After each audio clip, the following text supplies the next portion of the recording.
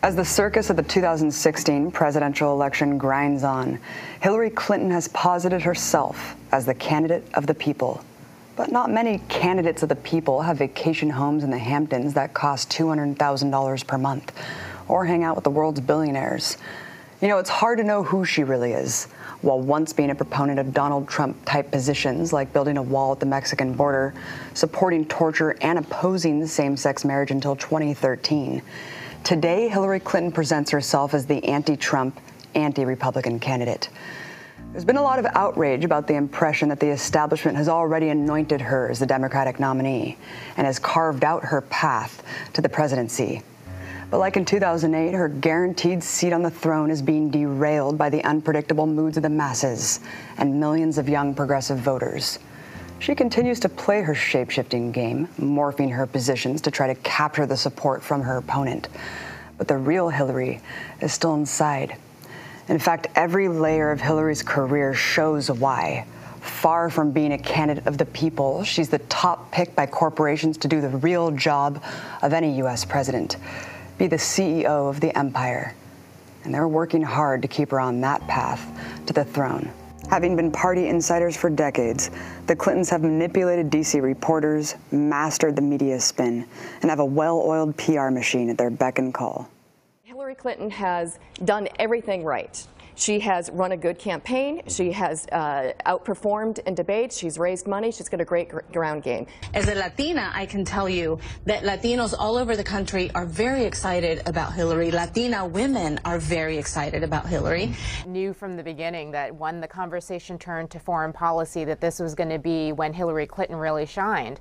And I think that that whole exchange was probably one of her strongest moments of the night. Undisclosed is that many of the people praising Hillary across the corporate media work at firms employed by Clinton's campaign and super PACs. It's not just paid pundits, but the reporters and owners themselves.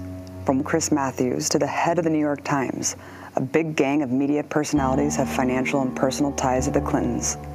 But even with Citizens United and unfettered corporate funding, the establishment can't prevent an insurgent candidate like Bernie Sanders from winning with votes, which is why back in 1984, the Democratic Party created a superdelegate process to further undermine democracy. Here's how it works. There's about 4,000 pledged delegates divided by primary and caucus results. But there's an additional 700 superdelegates that remain unpledged, meaning they can vote against the people's will to ensure nominees are hand-picked party insiders. The single vote of a superdelegate is worth thousands of ours. Many of these people are current and former members of Congress, but dozens more are literally corporate lobbyists, working on behalf of every industry from healthcare to private prisons. Like superdelegate Tonio Burgos, Pfizer lobbyist and Clinton fundraiser. Or superdelegates Jill Alper, Minion Moore, and Maria Cardona at Dewey Square Group, a lobbying firm that works directly with the Clinton campaign and lobbied on behalf of healthcare corporations to craft Obamacare for their benefit. Then there's superdelegate Jeff Berman, top lobbyist at Bryan Cave, and former lobbyist for the Keystone XL pipeline and Geo Group private prisons. Berman is even paid by the Clintons to round up other superdelegate votes. This unelected nobility comprises 1/3 of all delegates needed to secure the Democratic nomination. And the Clintons are surrounded by a flock of Democratic Party politicians who know the career benefits of hitching their wagon to the most powerful family in Washington. And with Bill's cajoling, Hillary had at least 500 superdelegate pledges under her belt months before the election had even begun, a 45-1 delegate lead over Sanders. This insane Democratic inversion plays out every time Sanders crushes a state, like in Wyoming, where he won by double digits but walked away with the same number of delegates. It's not just superdelegates investing in Hillary. Every arm of the corporatocracy has been hedging their bets on her for almost 2 decades. Alongside media conglomerates Cablevision and Time Warner, 5 of Hillary's top 10 political donors since 1999 have been some of the most powerful banks: Citigroup, Goldman Sachs, JP Morgan Chase, Morgan Stanley, and Lehman Brothers. But those numbers pale in comparison to how much Wall Street firms have graciously donated to Hillary's super PAC, to the tune of $15 million. Beyond banks, every industry has been buying into another Clinton presidency. Lobbying groups for private prison giants GEO Group and Corrections Corporation of America are bundling dollars to the Ready for Hillary PAC. Hillary's also been given more money from Big Pharma than any other candidate and received over a third of total contributions given out by pharmaceutical giants. The defense industry thinks she's good for business too. Defense contractor employees have given her more cash than any other candidate. Fossil fuel lobbyists are also working hard to elect Hillary. Her 2016 campaign received more than $4.5 million from lobbyists, bundlers, and donors connected to the world's biggest polluters. Their investment will pay off tenfold. Hillary has been at the forefront of promoting fracking, a dangerous and destructive method of natural gas extraction. And she's much more than just a supporter of fracking. She personally created a bureau at the State Department focused on spreading it around the world, with one of her major sponsors, Chevron. The Clintons sell their friendship through other avenues, such as huge honorariums for speaking fees. Much like George W. Bush's motivational speaking tour, Bill and Hillary are quick to exploit themselves for corporate loot. But they don't come cheap. Averaging $211,000 a pop, Bill and Hillary made more than $153 million in paid speeches to elite think tanks and closed-door boardrooms since 2001. In 2013, the year after leaving the State Department, Hillary made $3 million giving just 12 speeches to Wall Street banks and financial institutions. This calculates to her earning $5,000 per minute. Seems like good, honest work to me. Demands to release the speech transcripts have been laughed off by Hillary. But we don't really need to see the transcripts because we already know what's in them. Her praising banks and committing to their prosperity.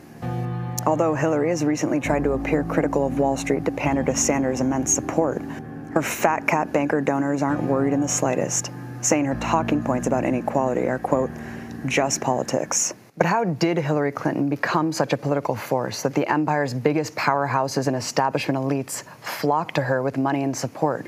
Hillary was born in 1947 to a wealthy textile wholesaler who unsuccessfully ran for public office. She has two brothers, one a failed businessman, the other a failed politician. Both have their own history of public scandals. Hillary's first political work was campaigning for the Donald Trump of the 60s, far-right Republican Barry Goldwater. Hillary maintains that she was proud to be a Goldwater girl and writes off her support for the offensive character as just youthful ignorance. But the timing tells a different story. This was in 1964, when the Civil Rights Act was passed, after the Freedom Rides, after MLK's I Have a Dream speech at the historic March on Washington. Goldwater's campaign was an open reaction to that.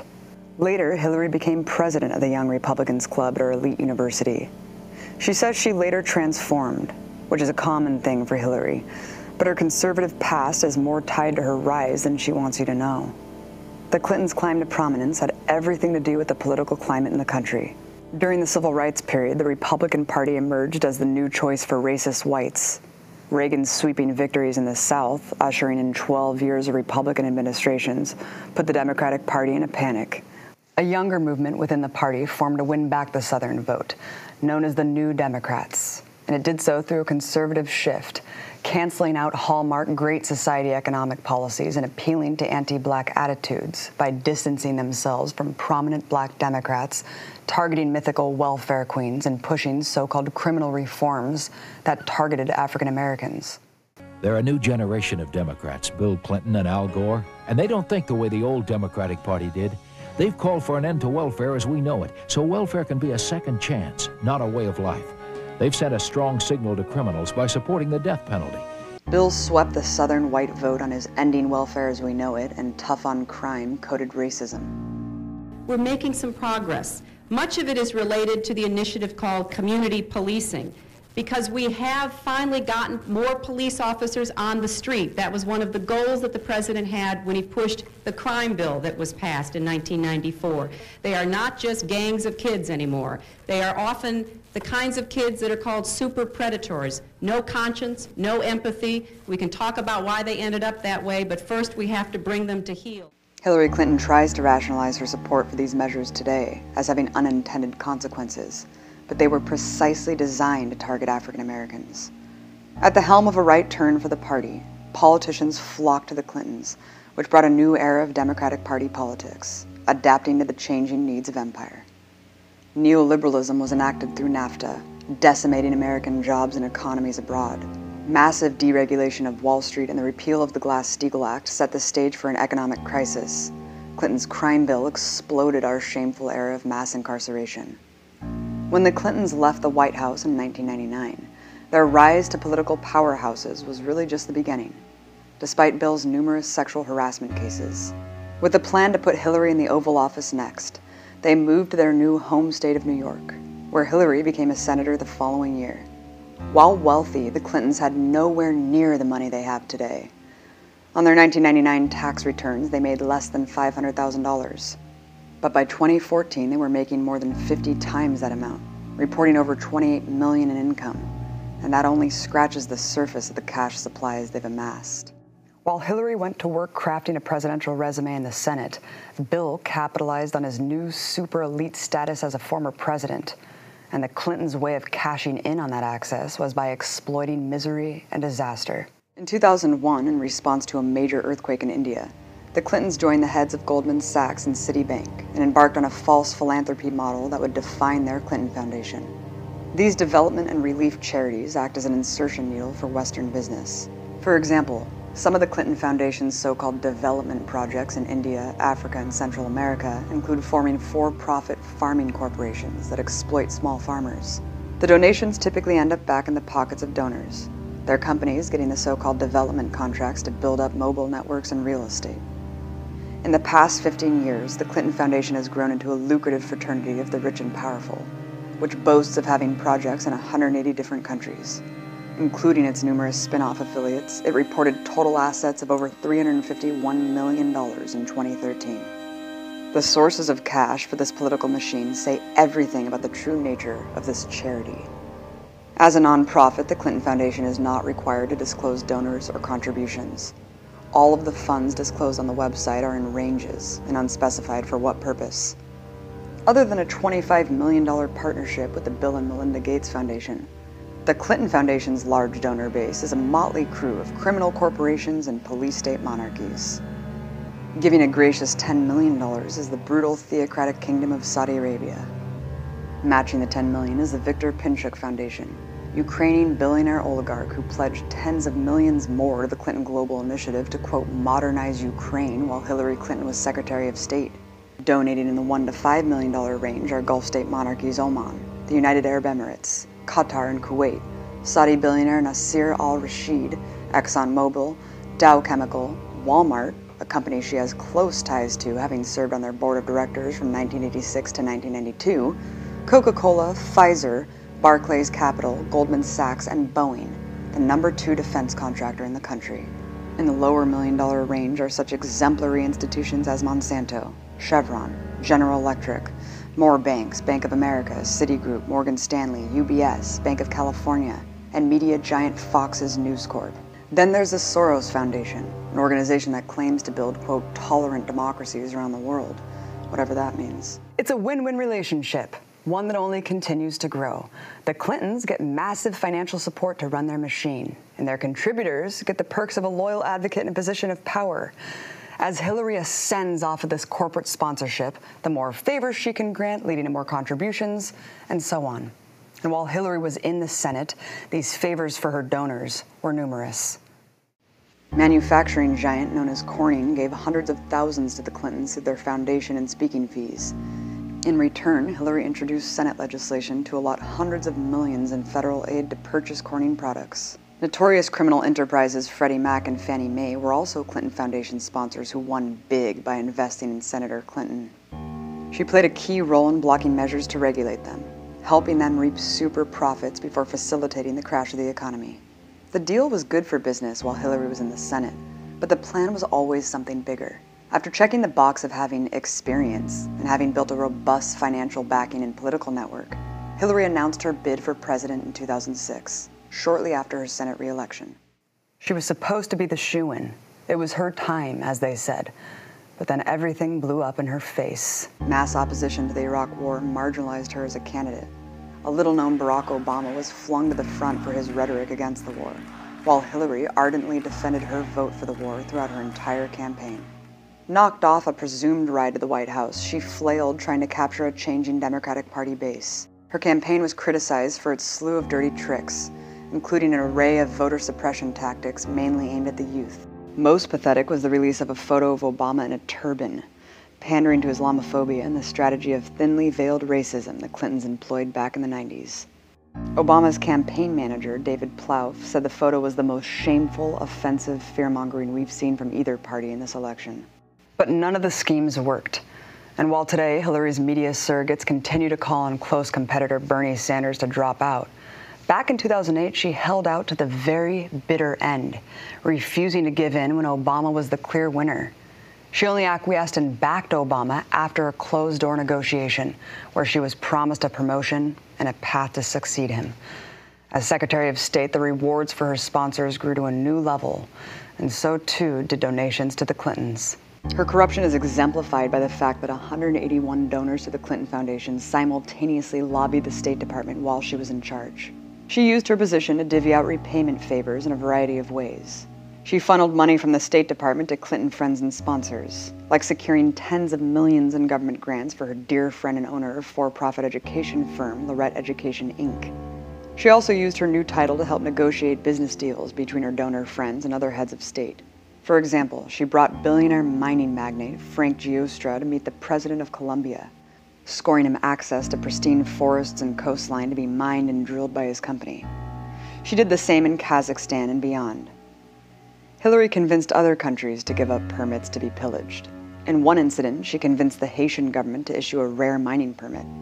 The contract went out to a mining company that not only shells out millions to the Clinton Foundation, but her brother sits on its board of directors. She also flew around the world on the taxpayer's dime to act as a saleswoman for American corporations. For her sponsor Boeing, she made a personal pitch to the Russian government to purchase their jets. The result was a $3.7 billion contract for Boeing. The Clintons got a kickback of $900K as a giant thank you from the war profiteer. But none of these deals compare to her role as an international arms dealer. Her State Department approved a whopping $165 billion worth of commercial arms sales to 20 nations that are also Clinton Foundation sponsors, doubling U.S. arms sales to those countries under George W. Bush. These lucrative deals are undeniably rewards for paying off the Clintons. The amount of the reward directly corresponded to the amount of their donation. Her top donor, Saudi Arabia, scored the biggest, and so on down the line. Beyond the obvious step up from her corporate shilling as Senator and Secretary of State, wreaking economic and environmental havoc to line the pockets of Clinton coffers, a President Hillary puts us in great danger of catastrophic war, another fact she's proven time and again over the entirety of her career. Clinton's war record is perhaps most exemplified by her endorsement from one of the world's most notorious war criminals, the butcher of Cambodia, Henry Kissinger.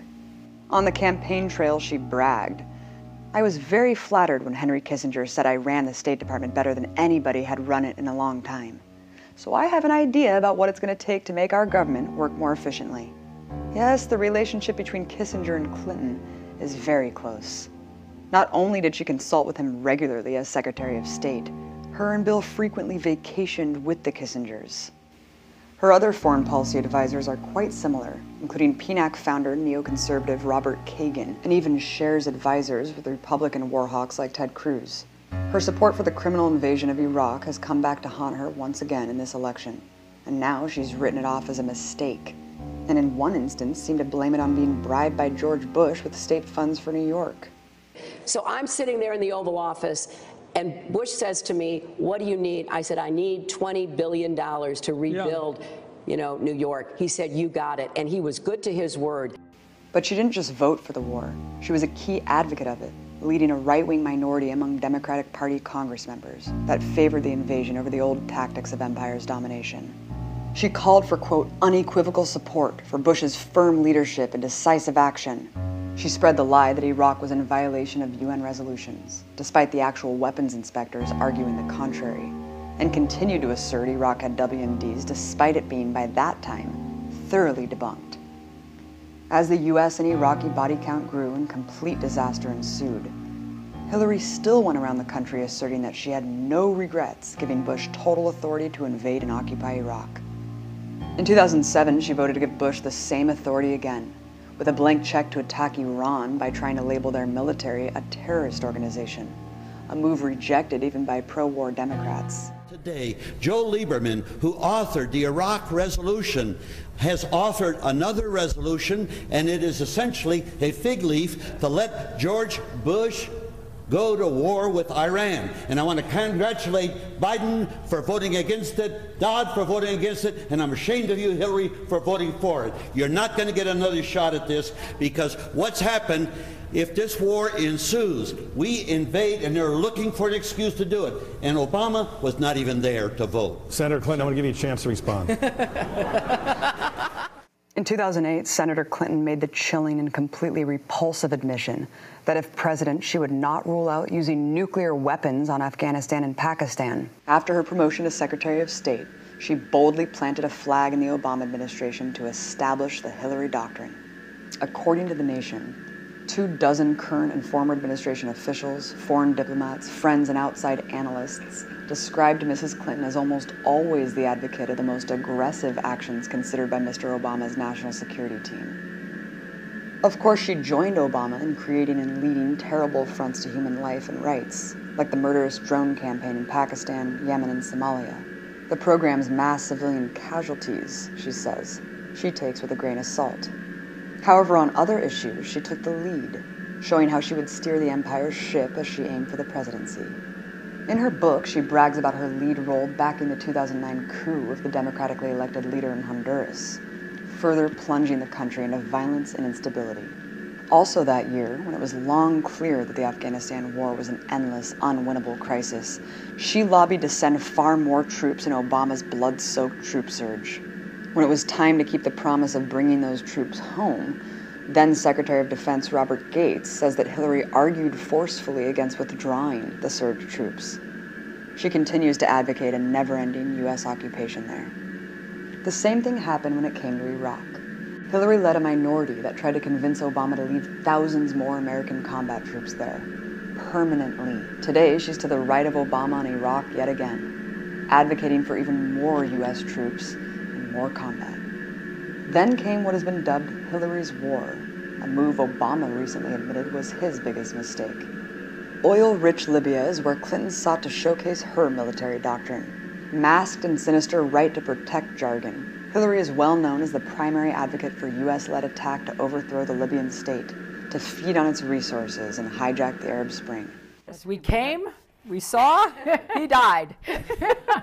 She laughed about an African leader being lynched on television, his country tossed into an era of unimaginable pain. Right afterward, what everyone predicted happened. Strife from a shattered state, decimated infrastructure, and U.S. armed rebel fighters has turned Libya into a new bastion for ISIS. The scandal of Benghazi isn't that Hillary allowed Americans to die, but that those Americans were there funneling weapons to extremists in a country she had just helped destroy. And what did Hillary take away from the incident? That there should have been more American troops. We have learned the hard way, when America is absent, especially from unstable places, there are consequences. Yeah, I don't think it was because America was absent, but because they had just carpet-bombed the country and injected its entire government. And on Syria, she's led the push for war from the beginning. She personally joined the shame general David Petraeus in creating the CIA-led Friends of Syria insurgency. She was among the first and most forceful in pushing for a no-fly zone to overthrow the Syrian state. Even as recently as 2015, she had a high-profile break with Obama over the issue, and even in recent debates had to continue to advocate for it. A no-fly zone means war. It means U.S. bombing of all Syrian anti-aircraft defense systems, and much more. It would undoubtedly trigger a broader regional conflict involving nuclear powers. When it comes to Israel, she has rebuked Obama on the most mild criticisms of Israeli war crimes, and vows to give the occupation more aid than any other candidate. But the biggest apparent danger of a regime under the Hillary Doctrine is the risk of new U.S. wars. If Hillary was a proud leader of what's accepted as the biggest foreign policy catastrophes of both the Bush and Obama administrations, What else should be expected of a Hillary administration? Well, one little discussed threat posed by a Hillary presidency is that she spent her time in office paving the way for war with Iran. When asked in a recent Democratic debate what enemy she was most proud to have, she answered, the Iranians. In the 2008 campaign, she was ostracized for her aggressive comments about Iran. They might be in their nuclear weapons program in the next 10 years, during which they might foolishly consider launching an attack on Israel. We would be able to totally obliterate them. She's always advocated the most hawkish approaches to Iran, but in recent years, she's made a point to separate herself from Obama as the more strong-armed and the sly war by sanctions and subversion. With the signing of the 2015 Iran nuclear deal, Obama was staunch in refusing to threaten Iran with a military attack if they violated the agreement. However, Hillary went over his head to show her sword was sharper, declaring her position on television. We will not hesitate to take military action if Iran attempts to obtain a nuclear weapon. Given her proud support for a war of aggression for non-existent WMDs in Iraq, no one should trust her standards. Nobody doubts that a U.S. war with Iran would likely be catastrophic and wider-reaching than the Iraq War. This great danger facing the lives of countless people around the world should never be understated. But it's not just Iran. In every part of the world, from Latin America to Asia, Hillary Clinton has made clear that she will choose the path of death and destruction every time, no matter the consequences. We know they're going to use fear of the Republican nominee to pressure everyone into supporting her. They don't want us to know that we can and we should fight both sides. And as a woman, I completely reject Hillary's brand of bourgeois feminism because it leaves out millions of immigrant women, poor women, and the women under her bombs around the world.